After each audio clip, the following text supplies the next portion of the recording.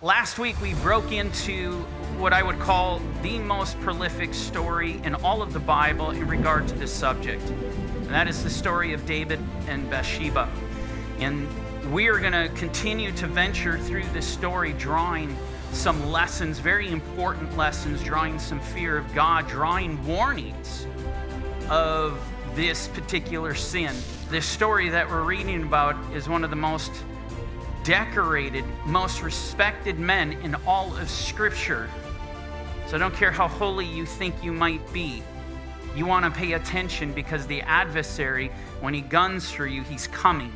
And he has taken out some of the most profound, most awesome men of God that have ever walked the earth. Then it happened one evening that David arose from his bed, walked on the roof of the king's house, and from the roof he saw a woman bathing.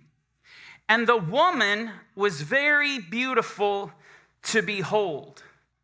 Unfortunately, this woman was so beautiful, David couldn't take his eyes off of her. David is completely enveloped in what I would call a pornographic moment. That's what it was. And he was gazing upon something he was not called to gaze upon.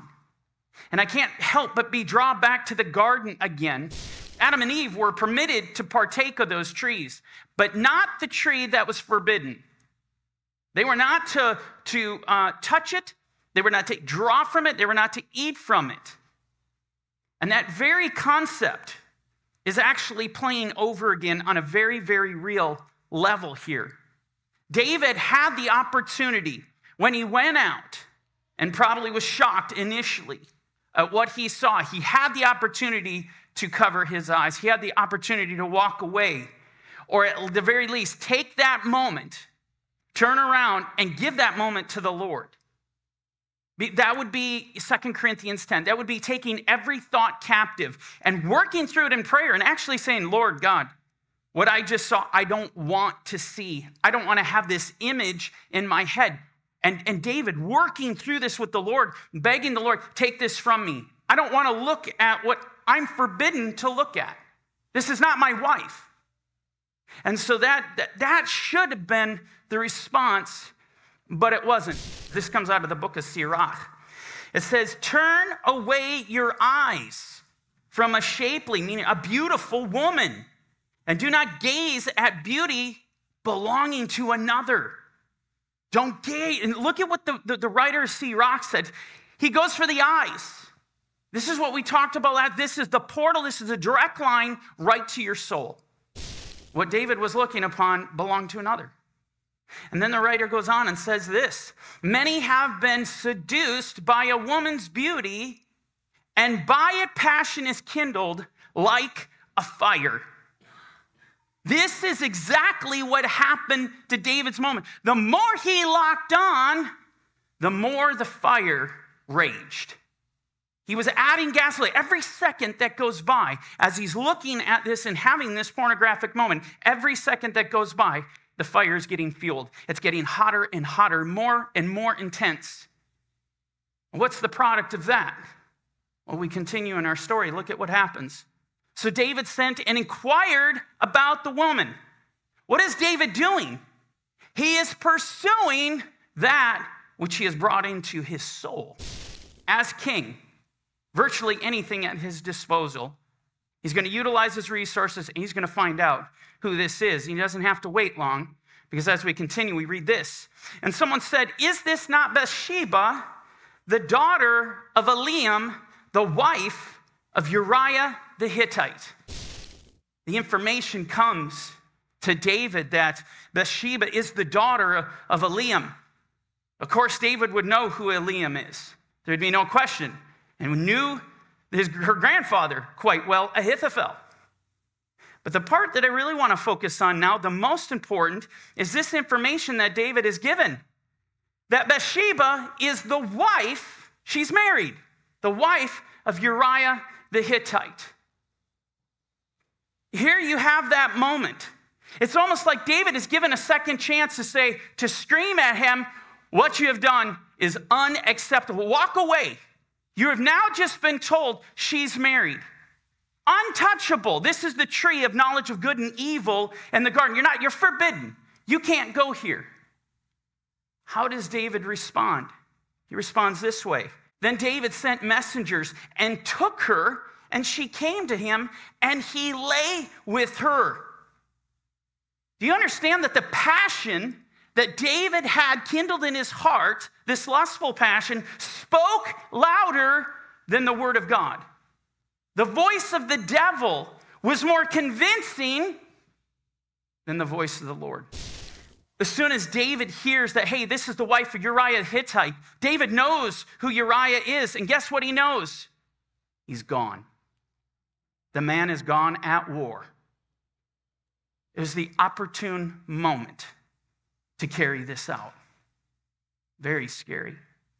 So David sent messengers, took her, she came to him, and he lay with her. And then it says this, for she was cleansed from her impurity, and she returned to her house. What does that tell you? When David was on the roof of his house, and he was gazing at Bathsheba, she was bathing. We now are told what she was doing. She was following the laws of Nidah.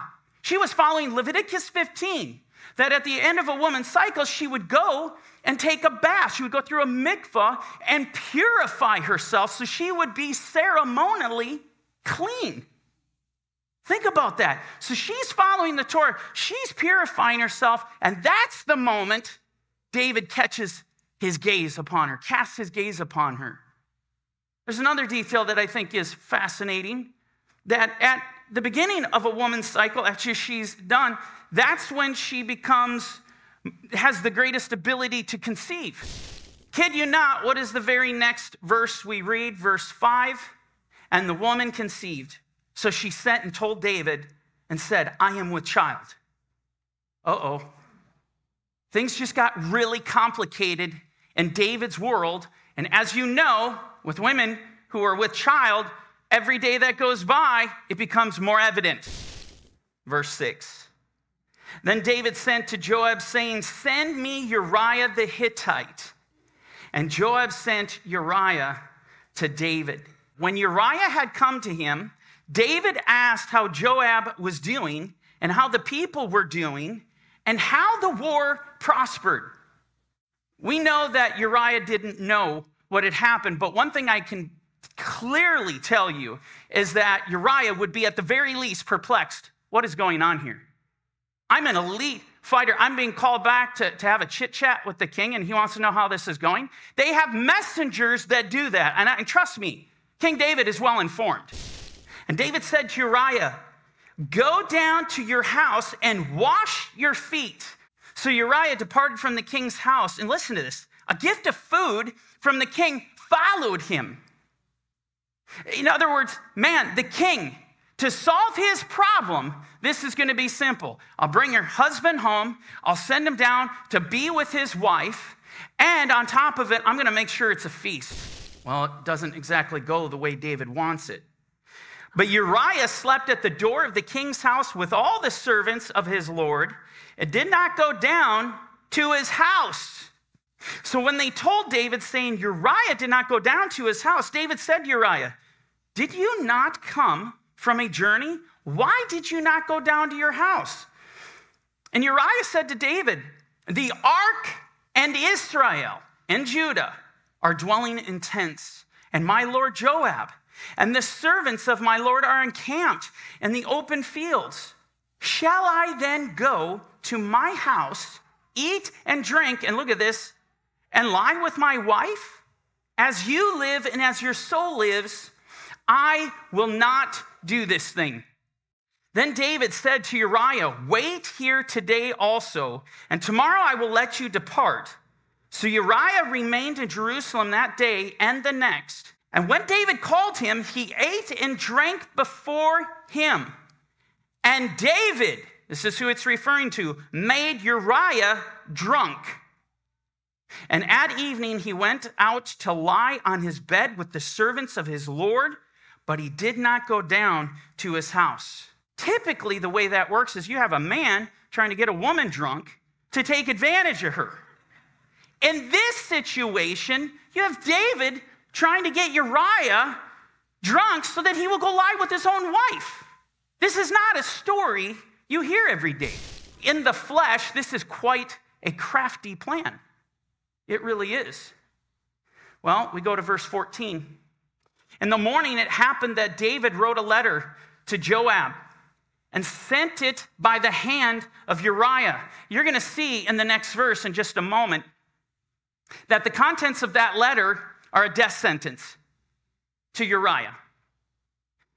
There's a bit of irony that Uriah is going to be given his own death sentence, and he is going to carry it himself to Joab. And David wrote in the letter saying, set Uriah in the forefront of the hottest battle and retreat from him that he may be struck down and die. David gives the command, take him out. We need to kill him. You look at this situation, David has moved from breaking the 7th commandment, thou shalt not commit adultery, lo tinaf, to adding to that, to breaking the 6th commandment, lo tirtzach. Think about that for a second. David's solution to adultery is not confession. David's solution to committing adultery is not repentance. David's solution is to violate another one of God's commandments. Now I'm telling you, what is that? Who is he listening to? Where is he getting this counsel? Hey there, this is Mike at Corner Fringe Ministries, and I'd like to thank you for taking the time to watch our video. We hope that it blessed you and it encouraged you. And if it did, please hit the thumbs up on the video and share it with your friends and family. It's also, if you haven't already considered, please subscribe to our YouTube channel. Now, if you'd like to watch the entire video, click on this link. And if you'd like to watch the entire series and learn more about what we do and believe here at Corner Fringe Ministries, click on this link. Once again, I'd like to thank you for watching the video, and we hope to see you again soon. Shalom.